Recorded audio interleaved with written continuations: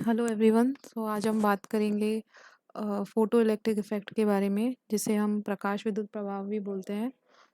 आज हम बात करेंगे कि फोटो इलेक्ट्रिक इफ़ेक्ट किसे बोलते हैं और इसको किस तरह से एक्सपेरिमेंट परफॉर्म किया गया और उसमें हमें क्या क्या ऑब्जर्वेशन से क्या क्या चीज़ें देखने को मिली और किस तरह से जो क्लासिकल मैकेनिक्स है वो उसको एक्सप्लेन करने में असफल रही और किस तरह से आइंस्टीन ने इसको एक्सप्लेन किया। अ, और आइंस्टाइन को इसके लिए 1905 में नोबेल प्राइज़ से नवाजा गया। Let's start. सबसे पहले फोटो इलेक्ट्रिक इफ़ेक्ट के बारे में जानने से पहले हम जानेंगे कि फोटो इलेक्ट्रिक इफ़ेक्ट या फिर प्रकाश विद्युत प्रभाव होता क्या है। तो सिंपल लैंग्वेज में अगर हम समझे कि जब किसी भी लाइट को हम किसी मेटल सरफेस पे इंसिडेंट करते हैं तो क्या होता है, इलेक्ट्रॉन इजेक्ट करता है और इसी प्रोसेस को हम क्या बोलते हैं, फोटो इलेक्ट्रिक इफेक्ट। और जो इलेक्ट्रॉन निकल रहा है उसको क्या बोलते हैं, फोटो इलेक्ट्रॉन। तो जैसा क्या the process of emission of A electron of a metal plate when illuminated by a light of suitable wavelength. This is very important, suitable wavelength, कि हम ऐसा नहीं है किसी भी वेवलेंथ की लाइट हम डालेंगे और वो इलेक्ट्रॉन इजेक्ट होगा। एक पर्टिकुलर फ्रिक्वेंसी की या फिर पर्टिकुलर वेवलेंथ की अगर हम लाइट डालेंगे तरंग दैर्ध्य की, तो ही हमारा इलेक्ट्रॉन इजेक्ट होता है। उसके अलावा हमारा इलेक्ट्रॉन इजेक्ट नहीं होता। तो उसके लिए एक पर्टिकुलर वेवलेंथ होना बहुत ज़रूरी है और इसी को हम क्या बोलते हैं, फोटो इलेक्ट्रिक इफेक्ट बोलते हैं। ये डायग्राम है, यहाँ आप देख रहे हैं कि मेटल सरफेस है किसी भी मेटल के लिए, और हर मेटल के लिए जो वेवलेंथ होती है वो क्या होती है, अलग अलग होती है। नेक्स्ट हम देखते हैं कि एक्सपेरिमेंटल सेटअप, जो एक्सपेरिमेंट जो परफॉर्म किया गया वो क्या था। आप देख रहे हैं कि ये एक वैक्यूम ट्यूब है, ठीक है। ये आपका एक फोटो सेंसिटिव प्लेट है और सी जिसको हमने बोला है, सॉरी, जिसको हमने सी बोला है, और ये आपकी एनोड और कैथोड है। जो सी सिरा है उसको हमने जोड़ा है बैटरी के पॉजिटिव से, और जो ए सिरा है वो आपका जुड़ा हुआ है बैटरी के नेगेटिव सिरे से, ठीक है।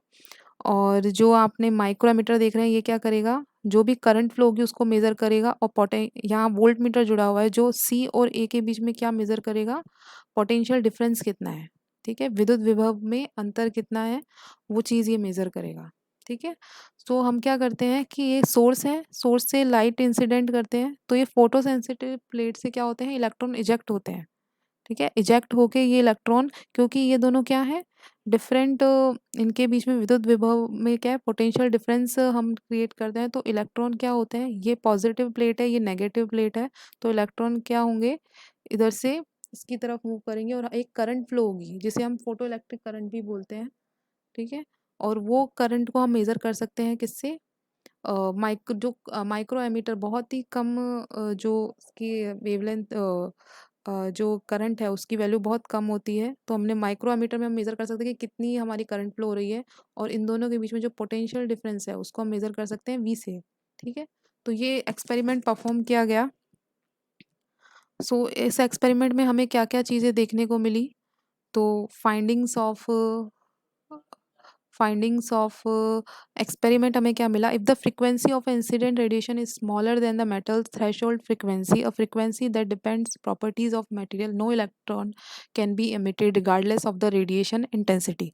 तो ये क्या कहना चाह रहा है कि जब भी किसी हम मेटल पे लाइट को इंसिडेंट कराते हैं, हम प्रकाश आपतित करते हैं, तो थ्रेशोल्ड फ्रीक्वेंसी, जिसे हम दहली आवृत्ति भी बोलते हैं, ठीक है। तो हम किसी पर्टिकुलर फ्रीक्वेंसी, उससे अगर कम है अगर हमारी जो प्रकाश की तरंग दैर्ध्य है, तो कोई भी आपका इलेक्ट्रॉन इजेक्ट नहीं होता है। और ये जो तरंग दैर्ध्य किस पे डिपेंड कर रही है, मेटल पे, कि आपने मेटल कौन सा लिया है, ठीक है।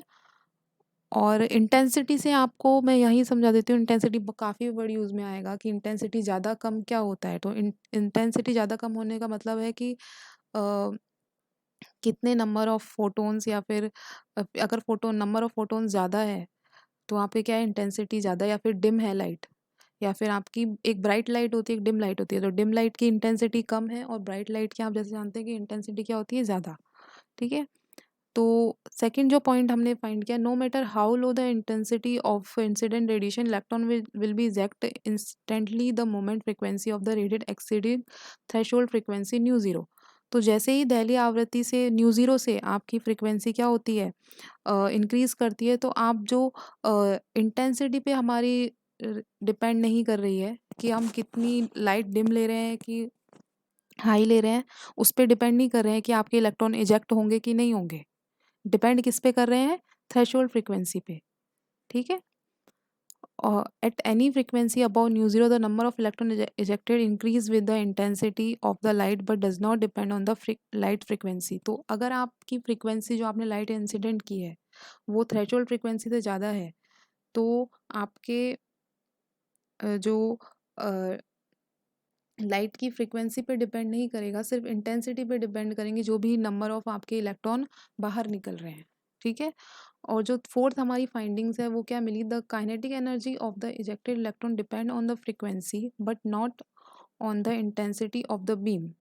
तो जो काइनेटिक एनर्जी है क्या है, कि आपने क्या किया, इनसे लाइट इंसिडेंट की, कुछ इलेक्ट्रॉन जो था, जो फ्री इलेक्ट्रॉन था, उसने क्या किया, लाइट को एब्जॉर्व किया, एनर्जी ली, और एनर्जी लेके क्या करा, मेटल की सरफेस से बाहर निकल गया, वहां तक काम हो गया। उसके बाद जो बाहर निकल रहा है उसको क्या जरूरत पड़ेगी, काइनेटिक एनर्जी की, काइनेटिक एनर्जी की जरूरत पड़ेगी।